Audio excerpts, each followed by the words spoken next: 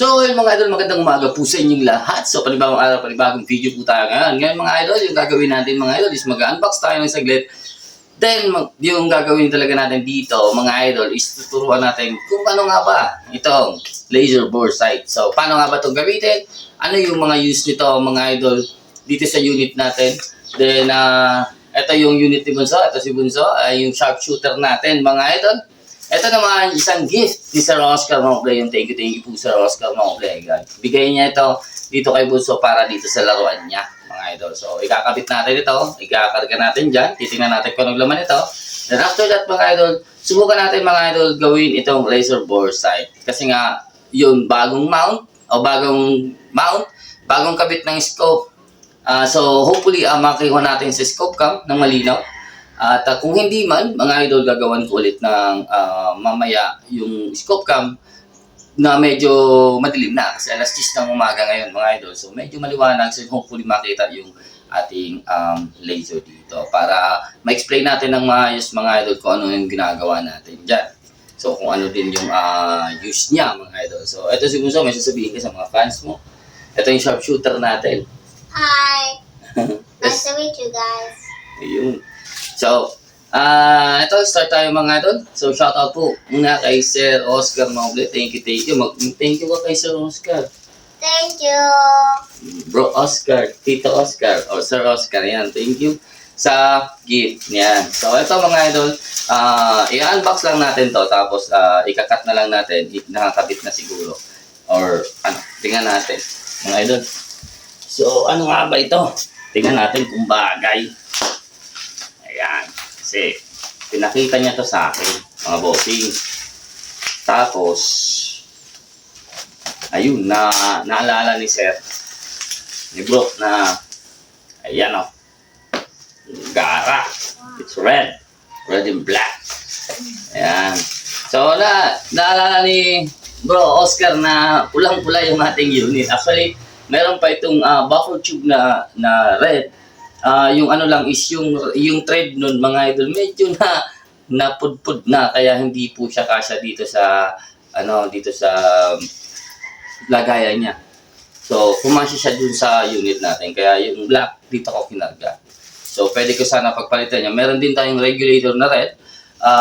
Kaso nagkarga tayo nito na kay Boss Rob. Ito yung kinarga natin, hindi po yung adjustable. Yung adjustable natin, merong red. So, wala na. So, yun. Thank you. Ayan. So, ito yung bigay sa'yo ni Sir Oscar. Ayan. What's that for? It's a mount. Scope mount. So, ikakabit lang natin to. Tingnan natin mga idol. Ayan. So, luwang ko lang ng konti para tingnan natin kung kasya.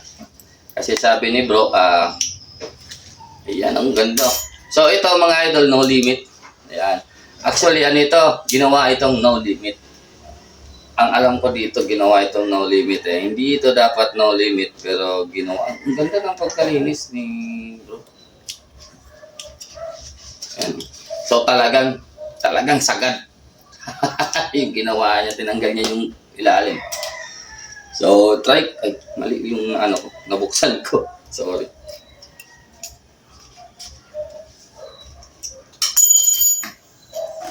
So, try ko lang mga idol kung siyempre fit. Then after that, after na to, mga idol, di subukan natin sa anong tawag nito? Subukan natin yung bore sight. So, titingnan ko lang kung kasya. Ayan o. Sabi sa'yo bro eh.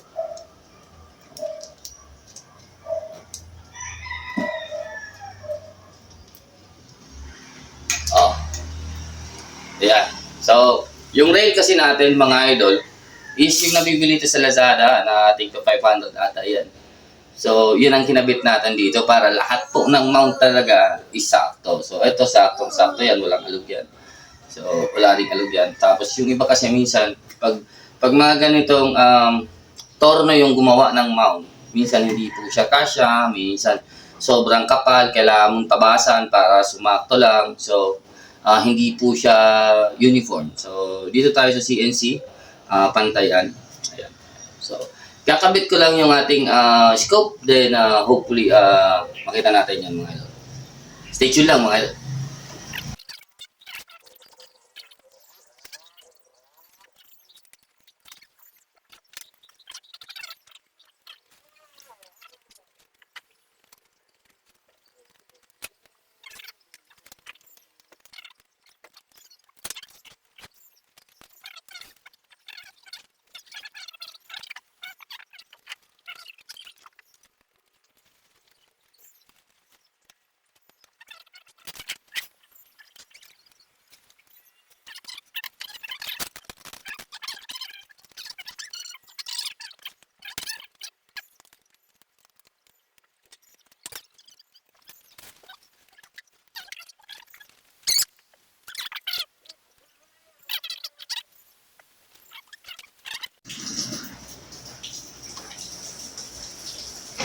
So, ayun mga idol. So, ito na tayo. So, nakakabit ko na isa-set up ko na yung scope. Nalagay ko na dito, nakabit ko na yan. So, napakaganda. Kung nakikita nyo mga idol, hopefully kita dyan. Yung gift ni Sir, ni Bro Oscar Noble, napaka-solid. So, dito sa ilalim, pantig na talagang red. Tapos dito, parang nawala siya bigla eh. Yan. So, dito nga si Maso. So, eto mga idol. Eto nabibili ito mga idol sa Lazada. So, laser bore sight. So, mura lang ito. Nasa 400 pesos. Nasa somewhere lang ganun mga idol. May 300 nga ata. Depende sa discount. So, yung makikita natin dito sa loob mga idol, isang manual. Merong ito, screw. May allen din ito mga idol. Dalawang klaseng allen. Dalawang size. Then may battery ito. Then meron siya mga idol, mga size. Etong nakikita natin dito ng mga size mga idol. Ito po yung size kung gaano kalaki yung inyong bore. So hindi ko alam kung hanggang saan size itong ganito kalaki na. Siguro 12 gauge yan mga idol. Anyways, meron yan mga idol na pesa. Ito yung pesa na kailangan natin. Ito mga idol, 422 caliber. So ilalagay natin yan dito sa tip mga idol, pero hindi natin yan mga idol isasagad. Kasi pag sinagad mo yung bubuka yan, hindi mo yan may papasok dito. So yung saktong fit lang, kasi meron naman siyang screw dito. Yung ginagawa ko dito, yung saktong snug lang siya mga idol sa ating barrel. So, ito yung kanyang laser mga idol. Meron siya dito, makikita natin yan. Lapit natin. Hopefully makikita. Yan meron po siyang mga adjacent. Doon ka lang. Ipo ka lang. Meron po siyang adjacent dito. Ayan. Ayan So, yan na itong mga butas na yan, mga idol, pwede mo siya ma-adjust left and right, depende po sa inyong gusto. Left and right, something up and down. Ayun, mga idol. So, anyways, meron siyang battery. Yung battery niya, mga idol, LR44. So, ito siya. So, paano natin ito gamitin, mga idol? Meron siya ditong 3 battery. So, hindi ko naalisin yan. Yung battery, yung sa taas, sasalpak lang natin yan. Tapos papasok. Yan. Meron na po siya yung laser dito. Ayan. So, yung gagawin natin dito, mga idol, una, syempre, gusto natin, nakaset ito, then walang laman yung chamber. So, hindi natin kailangan iputok ito, mga idol.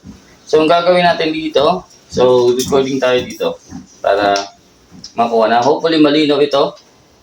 Ayun. So, ipapasok lang natin yan mga idol. Dahan-dahan lang. Dahan-dahan. Yan. So, hanggang sa hindi mo na po siya maipasok dyan. So, may i-stop naman yan dito sa inyong crown. So, ngayon, yung laser natin, nakikita na natin dito sa ating side, sa scope cam, kung nasaan na siya. So, nasa upper right sa mata ko. So, dito. So, siguro dito sa scope cam, nasa upper left. So, ilagay natin dito sa gitna. Ayan. So, kung napapansin nyo, yung line up ng ating bore or yung ating barrel is nandun po kung nasan yung ating laser. So, pwede nyo yan maayos, pero para maayos nyo yung inyong sight dito, is kailangan nyo po muna siya i-test, is i-laser nyo, tapos iputok nyo, then habulin nyo yung point of impact na hindi po ito ginagalaw na unit. So, para ma-zero nyo ito. Pero sa akin, standard lang yan. Hindi ko naman po siya binabago. Yung gusto lang natin dito makuha, kung halimbawa ay kinabit ko yung bagong scope, mga idol, then yung nangyari, pinuto ko lang, ang layo niyang patama niyan, mga idol, kung nakikita nyo. So, mag-i-aim ako dito sa aking gitna ng reticle. Tapos, yung point of impact ko is napakataas po at napakalayo. So, hindi ko yan makikita. Hindi mo yan makikita, mga idol, kung saan ka na po tumama. So, yung gagawin natin dyan, mga idol, isahabulin natin yan dito lang sa bore sight ng ating reticle. So, try natin kung kaya umaangat. Ayan. So, kung napapansin natin yan, yun. So, naka-line up na po ako sa aking laser, pero kulang pa ako ng right. So, susog lang tayo dito sa right. Ayan. So, kung nakita nyo mga idol, nasa center na sa akin si laser. Ayan, habol na siya. So, sumobra lang ata ako or sa parallax lang kasi yung parallax ko medyo gumagalaw dito at hindi ito kaya mag-focus ng 15 yards. Kahit kahit nasa baba na po yung kanyang magnification. Anyways, hopefully nakikita po ng malinaw dyan sa inyo, mga idol, yung ating laser is almost center na. So, ibig sabihin, mga idol, yung nangyari dito sa atin is pwede na natin siyang iputok. Hindi na tayo mawawala sa box niyan kasi kung hindi man dyan naka-zero, mga idol, yung point of impact niyan is up and down lang yan or counting left and right lang. So, yung gagawin nyo na lang doon is dito na lang reference. Pero kung halimbawa may pato, mga idol, wala, tatamaan yan mga idol kasi nandyan lang yan. Nasa bilog ng 5 pesos lang yan, difference na yan. Or maybe low, yung problema lang dyan is mas maganda pag mag-laser, ganito tayo, bore side is mga 25 to 30. So ito 15 kasi yung 25 to 30 yards, mga idol, is medyo okay na yung projectile natin or yung barrel natin dito sa ating scope. So pag 15 kasi, mga idol, yung nangyayari dyan, mga idol, mababa pa po yung ating patama dyan. So yung line of scope natin mataas pa rin sa line of bore. So ang mangyayari dyan, mga idol, kahit habulin natin yan, yung mangyayari dyan, yung tatama dyan, mga idol, mababa pa po. Mababa pa siya. So magpapantayan, mga idol, nasa 30 something na yan, saka pa lang yan lalapit yan sa laser. So advice lang, kung gagawin nyo to, mga idol, is gawin natin to at least 25 to 30. Kung gusto nyo 50, kung kita nyo pa yung laser ng 50, actually kita yan hanggang 100. So pwede yan, mga idol. So isa pang tips na pwede natin gawin, mga idol, dito habang nasa laser tayo. So yung track, scope track. So yung scope track natin, kung sakto na rin ba siya sa ating vertical line. So pwede natin yan gawin, mga idol. So tingnan natin yan. So ang mangyayari dyan, pag hindi yan sakto, mga idol, or hindi po align yung ating scope sa ating bore, lilihis po yan ng ganyan. So makikita natin yan, mga idol, kung lilihis ito. So hihitin lang natin to.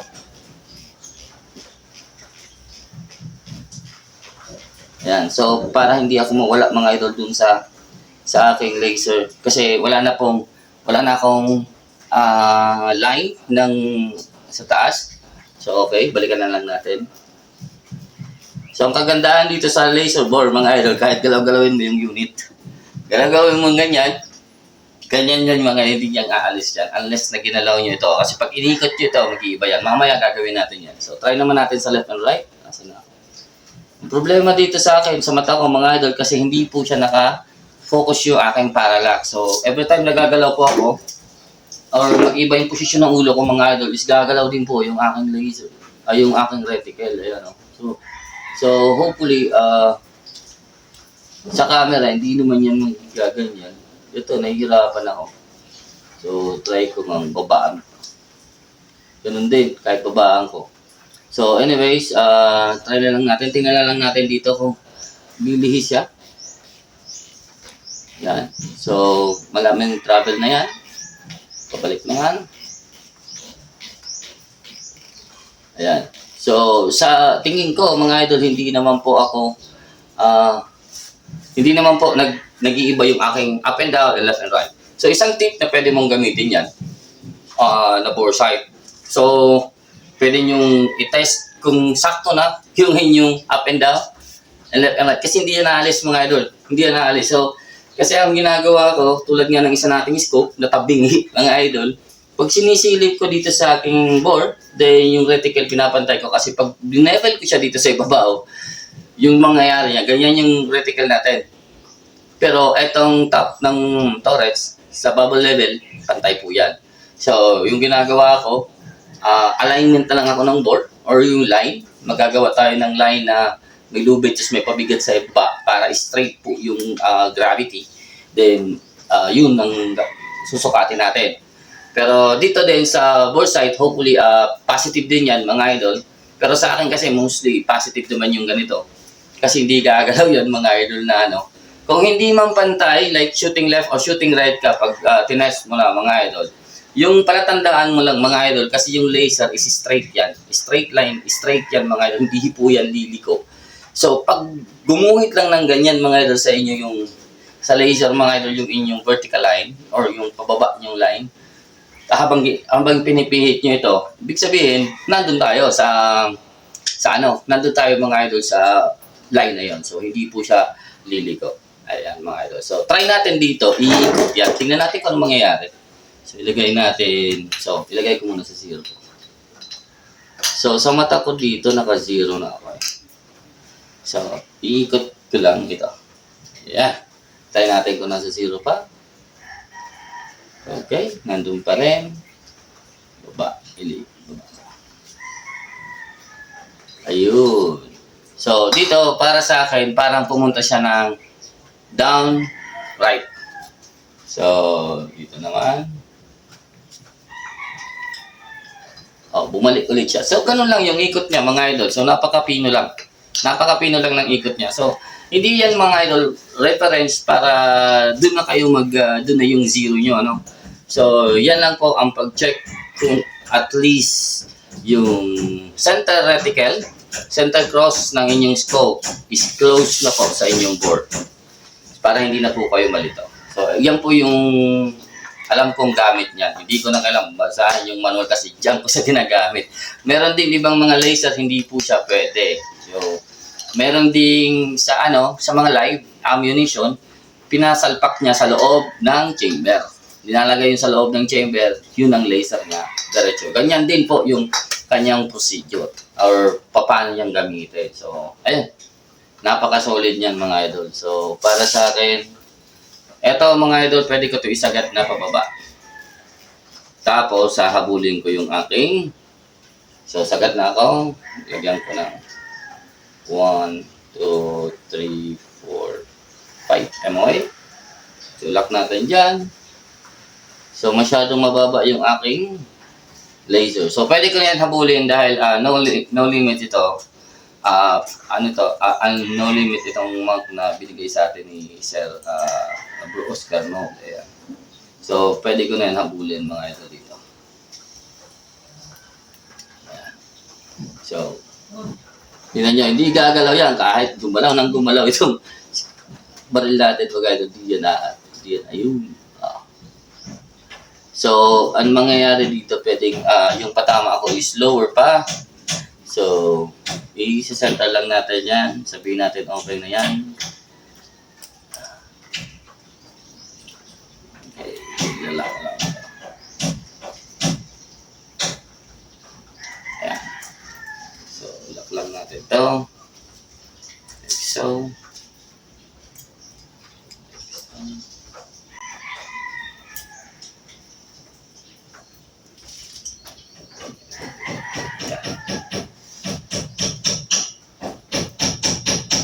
So, ngayon, meron na akong, kung 90 MOA daw, binawasan ko ng 5. Meron na akong 85 MOA adjustment kung yan ma-zero, mga idol.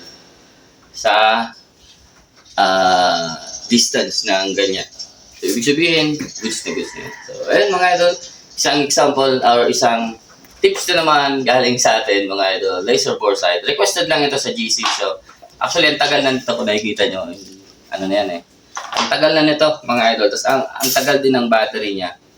So, ayan. Siguro okay lang ito, mga idol, sa inyo. Maraming salamat po sa inyong lahat. Thank you. Bro Oscar sa ito, binigay mo sa amin. Ay, ipipaint natin to. I-paint ko ito, mga idol, ng pula. Ayan. Should I paint it? I-paint natin, spray paint. Mas maganda yung spray paint siguro.